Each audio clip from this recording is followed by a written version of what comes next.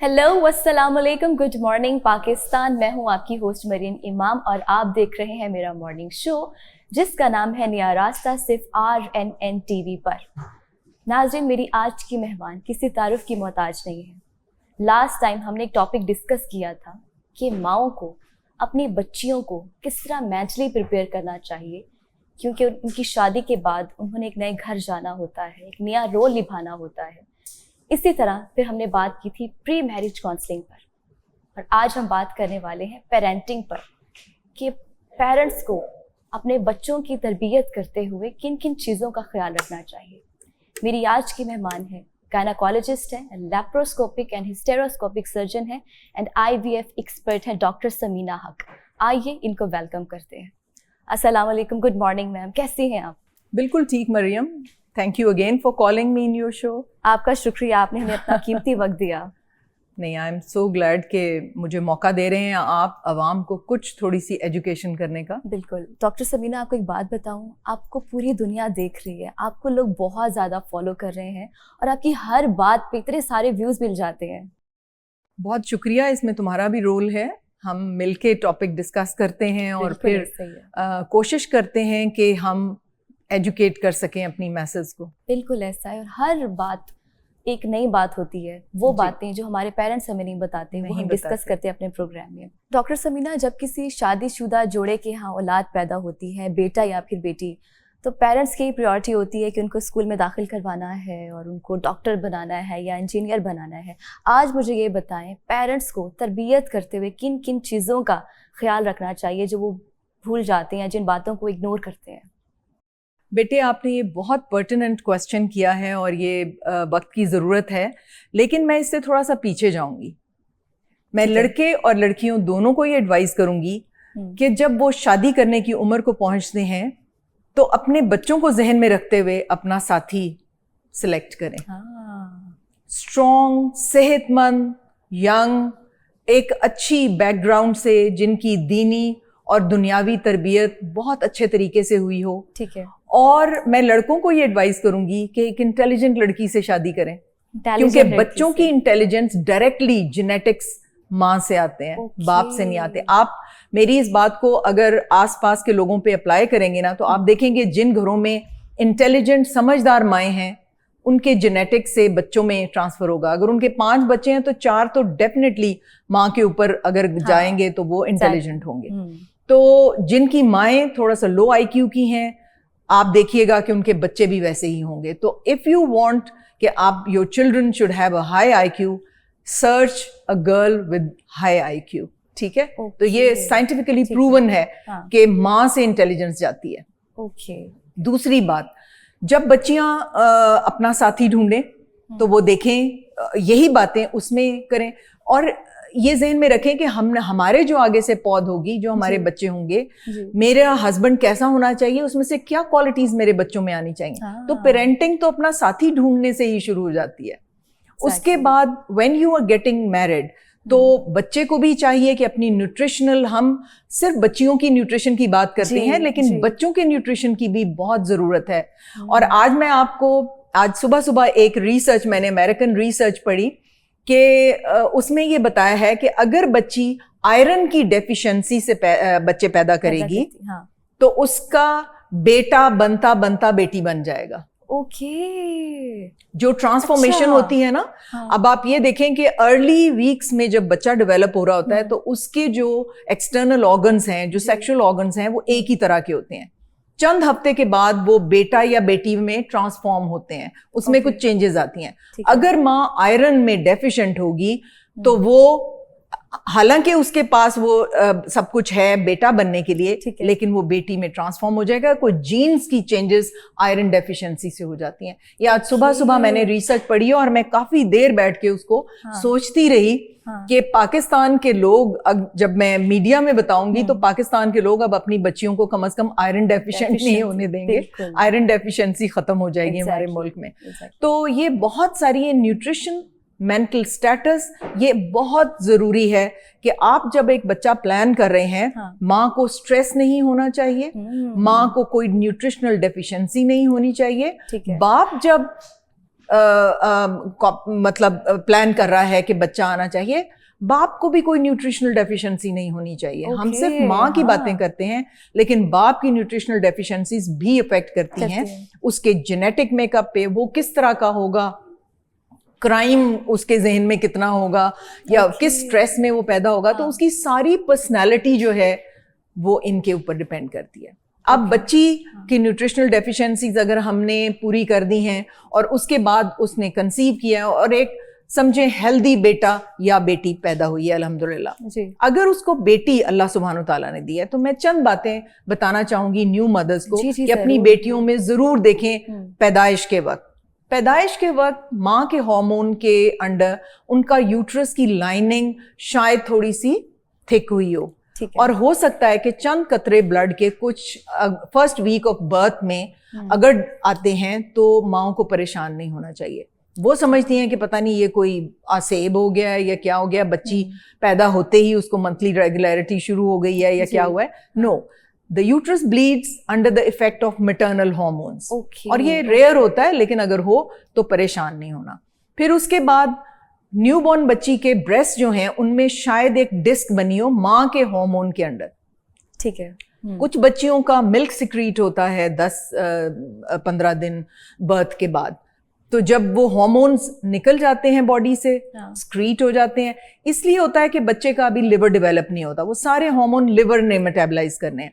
तो कुछ देर के लिए वो हार्मोन्स बॉडी में इफेक्ट कर रहे होते हैं। तो जब लिवर काम करना बच्चे का शुरू कर देता है 2-3 हफ्तों में, तो फिर ये सारे हार्मोन्स एक्सक्रीट हो जाते हैं और बच्ची के ब्रेस्ट भी नॉर्मल हो जाएंगे, वो सारी स्वेलिंग दूर हो जाएगी और वो जो मेंस्ट्रुअल ब्लड आ रहा है वो भी खत्म हो जाएगा। तो इसलिए ये बातें बच्ची को बताना बहुत जरूरी है कि ये बातें, और फिर सबसे पहले जब वो अपनी बच्ची को गोद में ले तो उसको टटोल के हर चीज उसकी देखे, स्पेशली द प्राइवेट पार्ट्स।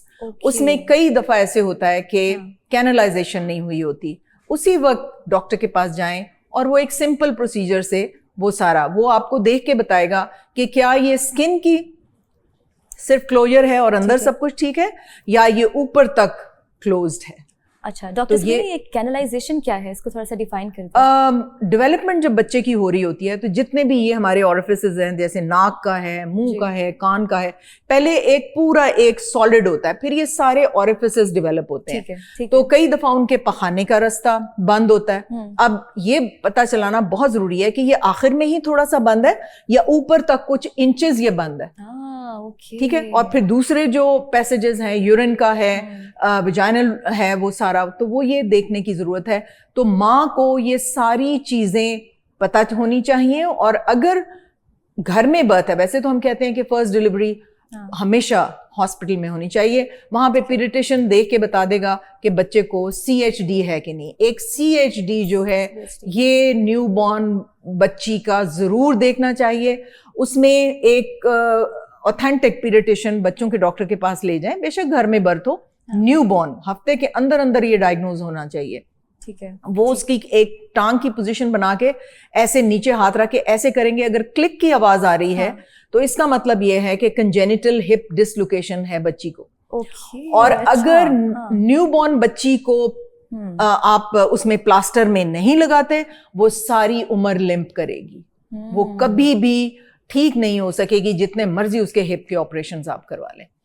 तो ये न्यूबॉर्न बच्ची को CHD डायग्नोज होना बहुत जरूरी है, क्योंकि ये उसी वक्त इसका ट्रीटमेंट होता है। आप पीडियाट्रिशियन के पास लेके जाएंगे, वो उसको प्लास्टर में डाल देगा थोड़े अरसे के लिए, और ये ट्रीट हो जाएगा सारी उम्र के लिए, वो लिम्प करने से, माजूर होने से बच जाएगी। ठीक है, अब न्यूबॉर्न बेटा है, अब बेटे का क्या देखना है? माँ को फौरन, माँ को और बाप दोनों को, ठीक है, ये देखना है। देखें, जो बच्ची की ओवरीज होती हैं वो तो अंदर डेवलप होती हैं और अंदर ही रहती हैं, थोड़ी सी नीचे यहाँ पे डेवलप होती है, ओवरीज तो नीचे आ जाती हैं। अगर टेस्टिकल्स जो हैं वो लो टेम्परेचर चाहते हैं, उनको बॉडी में नहीं रखा जाता, तो कुदरत ने, अल्लाह सुब्हानो तआला ने उनको बाहर एक सैक बना के तो टेस्टिकल्स उसमें डाले कि उनको लो टेम्परेचर में, अगर वो बॉडी के टेम्परेचर में रहेंगे तो एट्रेटिक होके खत्म हो जाएंगे, और जब बच्चा एडल्ट होगा तो स्पर्मेटोजोआ नहीं बन सकेंगे। तो माँ को चाहिए कि पैदाइश माँ और बाप दोनों को वो देखें कि टेस्टिकल डिसेंड करके उस सैक में आ चुके हैं, स्क्रोटल सैक में आ चुके हैं, कोई एक एम्प्टी तो नहीं है। और फिर फौरन डॉक्टर के पास लेके जाएं, क्योंकि अगले कुछ महीनों में उन टेस्टिकल्स को नीचे सैक में अगर आप नहीं लाएंगे तो वो हमेशा के लिए वो लड़का बांझ हो जाएगा। ठीक है, तो इसलिए ये न्यू बॉर्न बच्चे की पेरेंटिंग जो है ये बड़ी इंपॉर्टेंट है। फिर आपने गंदे हाथों से बच्चों को कभी भी टॉयलेट उनका वॉश नहीं करना आपने।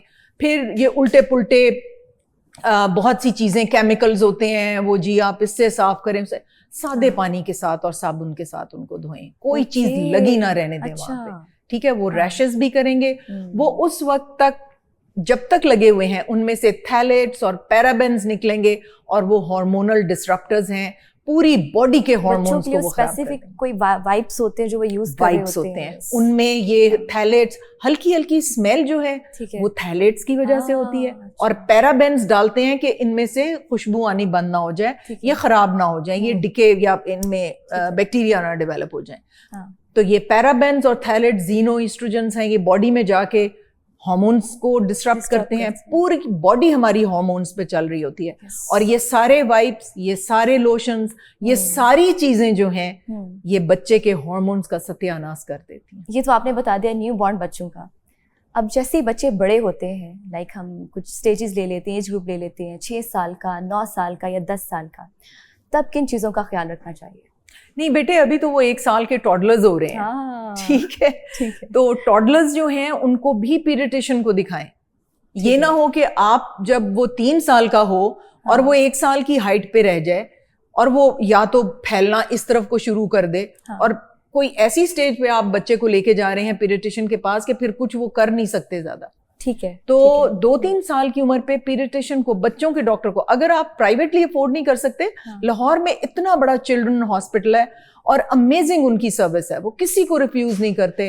ये सरकारी अस्पताल है, लेकिन मैंने जब भी किसी को भेजा है वो हाथों हाथ बच्चों को लेते हैं और सही डायग्नोसिस करते हैं। अगर बचपन में जैसे जुवेनाइल डायबिटीज है, अगर उसको बचपन से पैदाइश के वक्त की डायबिटीज है, वो अगर लेट कर दिया तो हो सकता है बच्चे की डेथ ही हो जाए। ठीक है ना। और फिर और एक होता है एड्रीनल ग्लैंड का प्रॉब्लम, वो अगर है और उसको उसी वक्त डील नहीं किया गया तो बच्चा द बेबी कैन डाई।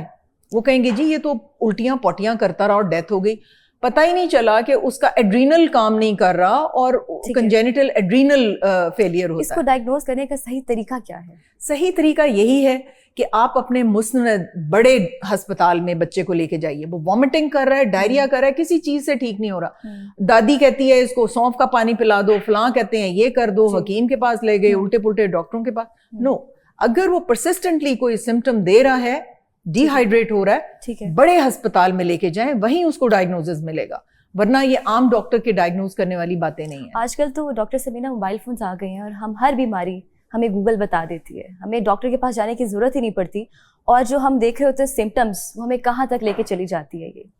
ये भी एक बहुत बुरा ट्रेंड है। यस, हमने जो इन्फॉर्मेशन मैंने 40 साल में ली है पूरी दुनिया घूम के, आप ओवरनाइट वो इन्फॉर्मेशन सही नहीं ले सकते। गूगल बहुत मिसगाइड करता है, ठीक है, और आपको बहुत परेशान कर देता है। ऐसा नहीं है जैसे कि हम दवाई देते हैं ना एक, तो हमारा पेशेंट क्या करता है, गूगल पे डालता है और उसकी सारे साइड इफेक्ट्स उसके दिमाग में आ जाते हैं। उसको लगता है मुझे ये भी हो रहा है, ये भी हो रहा है, ये भी हो रहा है।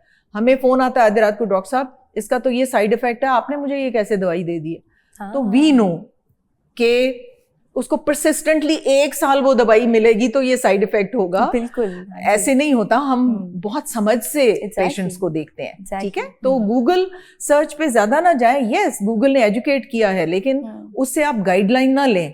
आप सिर्फ ये देखें कि आप गो टू अ डॉक्टर, उससे डिस्कस करें, लेकिन अपने तौर पे ट्रीटमेंट करने की कोशिश ना करें, सेल्फ डायग्नोज मत करें जी।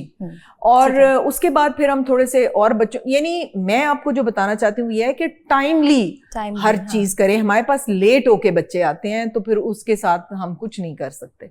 ठीक है, फिर जैसे जैसे बच्चा बड़ा होता है, ये मेडिकली तो इतनी बात वो नहीं है अप्रोप्रिएट, लेकिन माँ बाप को अपने छोटे छोटे बच्चों को बताना चाहिए कि अगर कोई शख्स, आदमी या औरत आपको पकड़ के वो चूम रहे हैं और उसको मैल हैंडल कर रहे हैं, बच्चों को बचपन में बताएं कि गुड टच और बैड टच क्या होता है। यस, ठीक है। अब आप ये देखें कि एक वीडियो अपलोड हुई थी जिसमें एक छोटी सी बच्ची को वो ड्राइवर प्यार कर रहा था अपने तरीके से, लेकिन वो देख के लग रहा था कि ये प्यार नहीं है, दिस इज समथिंग एल्स। तो अपने छोटे छोटे बच्चों को बताएं कि किसी को आपने टच नहीं करने देना, specially the sensitive areas, skin को भी टच नहीं करने देना। क्यों कोई किसी के बच्चे को चूमे? नो। तो ये बच्चों को एजुकेट, पेरेंटिंग में सबसे इंपॉर्टेंट बात इस वक्त ये है, ड्राइवर्स के साथ, गार्ड्स के साथ, अपने करीबी रिश्तेदारों के साथ किसी बच्चे को अकेला मत छोड़ें प्लीज। हमारे पास ऐसे ऐसे केसेस आते हैं कि आपकी सोच है। एक मेरी कलीग थी, उसके हमसाए थे, तो वो वर्किंग वूमन थी, उसने एक छोटे से बच्चे को, मेरा ख्याल है कोई 14 साल के बच्चे को, अपने बेटे का केयर टेकर रख लिया। अब वो पहले तो वो ठीक ठाक था, एक तो बच्चा सूखता जा रहा था उस लड़के को रखने के बाद, और उसके बाद उसकी वॉमिटिंग नहीं रुक रही थी। डॉक्टर ने जब लवाज किया, उसका किसी चीज से नहीं रुक रही थी, तो जब उसके मैदे का वो निकाल के सारा कुछ वो माइक्रोस्कोप के नीचे देखा, तो मैं आपके चैनल पे नहीं बता सकती कि उसमें से क्या निकला। ठीक है। तो इसलिए ये बच्चों को, ये वर्किंग वुमेन को, वर्किंग मदर्स को स्पेशली बताने की जरूरत है कि मेल बच्चे को भी किसी के पास छोड़ना इंतहाई खतरनाक है। बेटी को तो खैर आप किसी सूरत नहीं भेज सकते, ना ड्राइवर के साथ, छोटी बच्ची को भी आप किसी के साथ। अगर आप ड्राइवर को देखें कि उसने गोद में बच्चे को बिठाया हुआ है और स्टीयरिंग चलाने की तरबियत दे रहा है, मना कर दें उसको फौरन। ठीक है डॉक्टर समीना, लेकिन आजकल के जो बच्चे हैं ना, वो डरते हैं पेरेंट्स को बताते हुए, वो उनसे कोई बात शेयर नहीं कर सकते क्योंकि उनको लगता है कि हमें डांट पड़ेगी। तो पेरेंट्स को क्या एक ऐसा लाइवली इन्वायरमेंट रखना चाहिए बच्चों के लिए कि वो अपनी फीलिंग्स और इमोशंस को अपने पेरेंट्स तक पहुंचा सके, उनके साथ डिस्कस कर सके? कितनी अच्छी बात किया तुमने। हमने यही बात पिछले प्रोग्राम में डिस्कस की थी कि फादर्स को अपने बेटों का बेस्ट फ्रेंड होना चाहिए, माओ को अपनी बेटियों की बेस्ट फ्रेंड होना चाहिए। उसको कोई झिझक नहीं होनी चाहिए कि मैंने कौन सी बात माँ को बतानी है और कौन सी नहीं बतानी, बल्कि बापों को, दोनों पेरेंट्स को बैठ के उनकी डिस्कस करनी चाहिए। हमारा कुरान, नबी अकरम सल्लल्लाहु अलैहि वसल्लम, हमारी अहादीस खोल के हर चीज बताती हैं। Quran talks about menstruation, Quran talks about sexual relationship, Quran talks about everything. अगर कुरान में ये खोल के सारी बातें लिखी हुई हैं तो माँ बाप क्यों नहीं कर सकते? बिल्कुल माँ बाप को खोल के बताना चाहिए कि ये शख्स तुम्हें ये नुकसान पहुंचा सकता है, बी केयरफुल। तुम्हारे कलीग्स, तुम्हारे क्लास फेलोज, तुम्हारे दोस्त तुम्हें ये नुकसान पहुंचा सकते हैं। अगर ऐसा कोई कुछ कर रहा है तो फौरन आकर रिपोर्ट करो। लेकिन बेटे, इसके लिए तो माँ बाप को बहुत बच्चों को टाइम देना चाहिए। उनको ये डेफिनेटली पता हो कि अल्लाह के बाद ये मेरा केयर टेकर है। ठीक है। तो ये जो बातें हैं ये बड़ी इंपॉर्टेंट हैं और हम ज्यादा से ज्यादा दूर होते चले जा रहे हैं। माएँ सारा दिन टीवी के आगे बैठी हैं और बच्चों को या फोन दे देते अपने हैं। फोन देख रही हैं। बच्चों के साथ कोई लेजॉन नहीं है। जिस घर में छोटे बच्चे हैं और तरबियत उनकी होनी है, वहां पे तो टीवी होना ही नहीं चाहिए लाउंज में। No TV in the lounge. कोई एक टीवी रूम बना लें, किसी ने कोई स्पेशल प्रोग्राम देखना है या खबरें देखनी है, go to the TV room या कोई एक सेग्रीगेटेड एरिया में आप लगा दें। और बिल्कुल सोशल मीडिया जो है उससे दूर रहें, क्योंकि ये भी आपके हार्मोन्स को डिसरप्ट करता है और बहुत ज्यादा मेडिकली। कितने दिनों तक हम सोशल मीडिया से मैम दूर हो सकते हैं? एक दिन तो फिर ऐसा आता है कि हम दोबारा से वो सोशल मीडिया उस पर चले जाते हैं, मोबाइल फोन्स यूज करते हैं और स्क्रीन टाइमिंग बच्चों की बहुत ज्यादा हो गई है। थोड़ा सा इस बारे में भी बताएं, इसको कम किस तरह कर सकते हैं? बेटे कम, आप एक रोल मॉडल पहले बने ना बच्चों के लिए। पेरेंट्स अगर खुद लगे रहेंगे और उनको कहेंगे तुम्हें इजाजत नहीं है, तो ये तो बड़ा मुश्किल हो जाएगा। They should avoid it. अपने बेडरूम में जाके आपने कोई जरूरी थोड़ा सा देखना है तो उसको कर लीजिए, लेकिन बच्चे जब अराउंड हो, अगर आप एक रोल मॉडल, बच्चे चाहते हुए ना चाहते हुए सबकॉन्शियसली अपने पेरेंट्स को फॉलो कर रहे होते हैं। Yes, very true. मैं जब अपनी बेटी, मेरी she is a consultant doctor in US, तो वो कुछ बातें मैं अपनी फ्रेंड से डिस्कस करनी कि मेरी बेटी ऐसे है, कोई बैड सेंस में नहीं, लेकिन मैंने कहना कि मैं चाहती हूँ कैसे, तो उन्होंने कहा कि she has seen you doing it, वो इवेंचुअली कर लेगी। ओके, ठीक है, तो वो इसलिए आप रोल मॉडल बने अपने बच्चों के लिए, और उसके बाद बच्चे आपको फॉलो करेंगे। आप बच्चों को देखें, मेरा एक सबक याद रखें कि आप उनके लेवल पे आके उनके दोस्त बने, उनके साथ खेलें, उनके then they will talk everything to you. ठीक है, तो बच्चे जब बड़े हो जाएं और अपने बच्चे पैदा करने के करीब हों तो मेरी ये सारी बातें याद रखें कि ध्यान दें कि हमने जब एक ऑफस्प्रिंग दुनिया में लाना है तो हमने उसको इमोशनली और उसको फिजिकली हमने साउंड बनाना है। उसको बताना है। अगर आप उसको ये कहते रहेंगे कि हाँ तुमने ये भी अच्छा किया है लेकिन तुम इससे अच्छा कर सकते हो, तुम बहुत काबिल हो, तुम बहुत अच्छे हो, तुम बहुत रहमदिल हो, तुमने ऐसे किया, उसको फौरन बताएं कि my child is so kind. उसको अप्रिशिएट करें। उसने कोई काइंडनेस का काम किया, उसको कहें कि look you are very kind, तुम तो बहुत ही काइंड हो, तुम तो बहुत रहमदिल हो।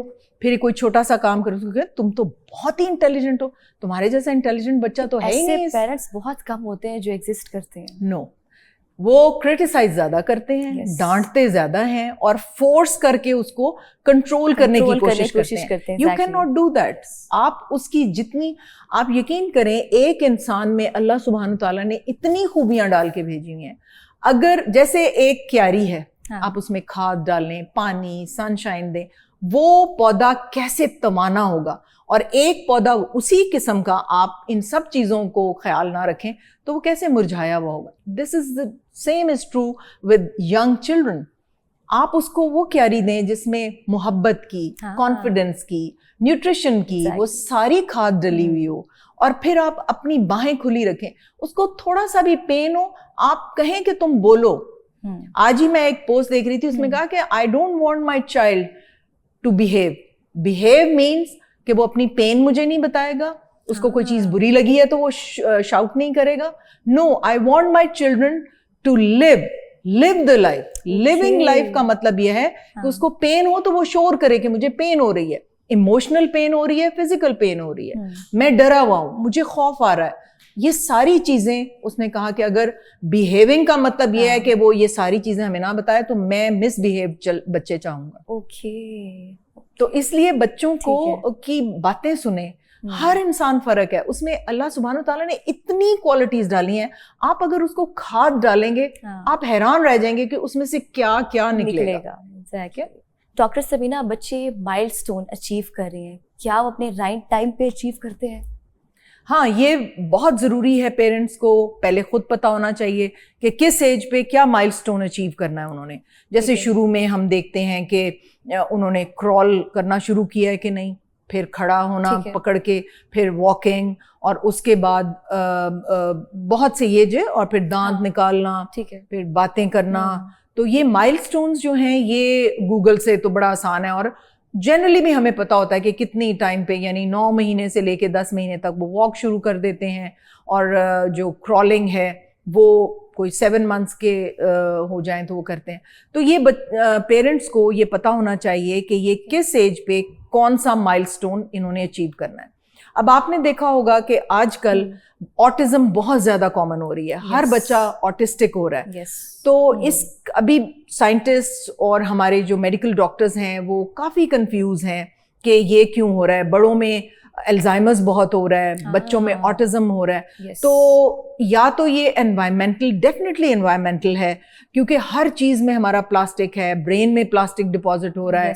तो जो डिलेड माइलस्टोन्स हैं, जैसे कि वो आई कांटेक्ट नहीं कर रहा बच्चा, शोर मचा रहा है, या हाथों को जोर जोर से मार रहा है, या ग्लूकोज पी के, जैसे कि जो एनर्जी ड्रिंक्स हैं, जैसे कोई भी कार्बोनेटेड ड्रिंक है या जूसेस हैं, या जब उसका ग्लूकोज लेवल हाई होता है तो वो हाइपर हो जाते हैं। तो इस तरह के बच्चे जो हैं उनको हेल्प की जरूरत है। जैसे कि कद नहीं बढ़ रहा, या इस तरफ को फैल रहे हैं, या वो यूरिन ही करते चले जा रहे हैं। और तो ये माइलस्टोन्स माँ बाप को देखना बहुत ज़रूरी है।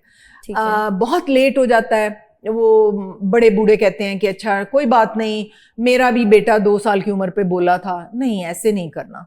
आपने अगर 1 साल की उम्र के बाद वो प्रॉपरली क्लियरली बोलना नहीं शुरू करता, 1 साल की उम्र के बाद, 1 साल की उम्र के बाद उसको मामा बाबा क्लियरली बताना चाहिए, हंसना चाहिए।